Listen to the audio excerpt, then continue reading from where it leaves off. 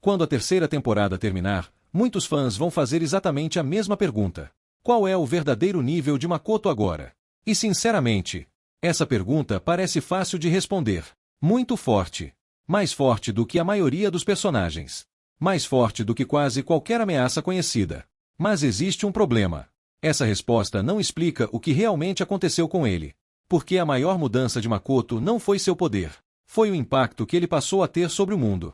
E quando percebemos isso, entendemos que a terceira temporada muda muito mais do que apenas sua força. Ela muda completamente o papel de Makoto na história. No começo, ele era apenas alguém tentando encontrar seu lugar. Não queria conquistar reinos. Não queria mudar o mundo. Não queria desafiar a ordem existente.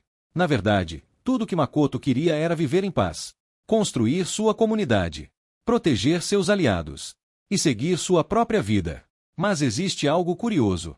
Quanto mais ele tentava evitar os grandes conflitos, mais os grandes conflitos acabavam chegando até ele. E isso começou a gerar consequências.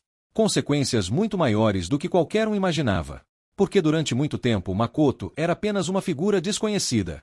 Uma anomalia poderosa escondida nas sombras. Mas isso não dura para sempre. Em determinado momento, reinos começam a notar sua existência. Mercadores começam a falar sobre ele. Governantes começam a observá-lo. Generais começam a se preocupar. E de repente acontece algo importante. Makoto deixa de ser apenas um indivíduo poderoso. Ele se torna uma variável impossível de ignorar. E isso muda tudo. Porque agora suas decisões já não afetam apenas seus companheiros. Elas começam a afetar cidades. Depois nações. Depois regiões inteiras. E quanto mais isso acontece, mais evidente uma verdade se torna. Makoto está deixando de viver dentro da história. Ele está começando a influenciar o rumo dela. Essa é uma diferença enorme. Personagens fortes existem muitos. Mas personagens capazes de alterar o curso dos acontecimentos são raros. E é exatamente isso que começa a acontecer. O mundo passa a reagir à existência de Makoto. Alianças mudam. Interesses mudam. Estratégias mudam. Pessoas tomam decisões considerando o que ele pode fazer. E isso revela algo assustador. Talvez o verdadeiro poder de Makoto não seja sua magia. Talvez seja sua capacidade de alterar tudo ao seu redor. Mas existe outro detalhe ainda mais importante. Durante boa parte da história, os conflitos parecem relativamente limitados. Problemas locais. Conflitos regionais. Disputas entre grupos específicos. Só que essa escala não permanece a mesma. Ela cresce. E cresce rapidamente.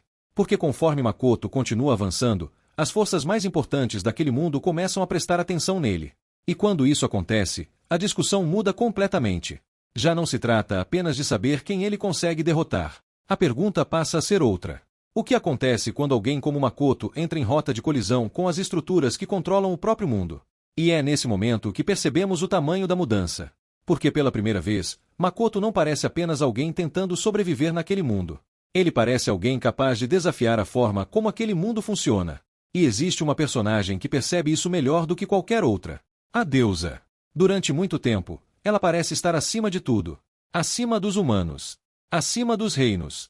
Acima das regras. Mas conforme Makoto cresce, algo curioso acontece. Ele continua escapando das expectativas dela. Continua tomando decisões inesperadas. Continua seguindo um caminho que ninguém consegue controlar completamente. E isso cria uma situação extremamente perigosa. Porque o problema já não é o quanto Makoto ficou forte. O problema é que ele se tornou alguém difícil de prever. Difícil de limitar. Difícil de controlar. E talvez isso seja mais ameaçador do que qualquer quantidade de poder. Porque a verdade é que o nível de Makoto depois da terceira temporada não pode ser medido apenas por destruição. Nem por mana. Nem por combate. Essas coisas são impressionantes. Mas não são o principal. O principal é que ele alcança um ponto onde suas ações começam a influenciar o destino de inúmeras pessoas. E isso o coloca em uma categoria completamente diferente. Uma categoria ocupada por personagens que não apenas participam da história, mas mudam a direção dela. Por isso, talvez a pergunta esteja errada desde o começo. Talvez o verdadeiro nível de Makoto não seja uma questão de força. Talvez seja uma questão de influência. Porque depois da terceira temporada, ele já não é apenas um aventureiro extraordinário. Não é apenas um mago absurdo. Não é apenas um combatente poderoso.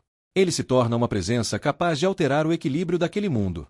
E quando chegamos nesse ponto, surge uma pergunta muito mais interessante. Se Makoto já alcançou esse nível agora, Até onde ele ainda pode chegar? E você? Acha que Makoto já se tornou a maior ameaça daquele mundo? Ou acredita que sua evolução ainda está apenas começando? Deixe sua opinião nos comentários.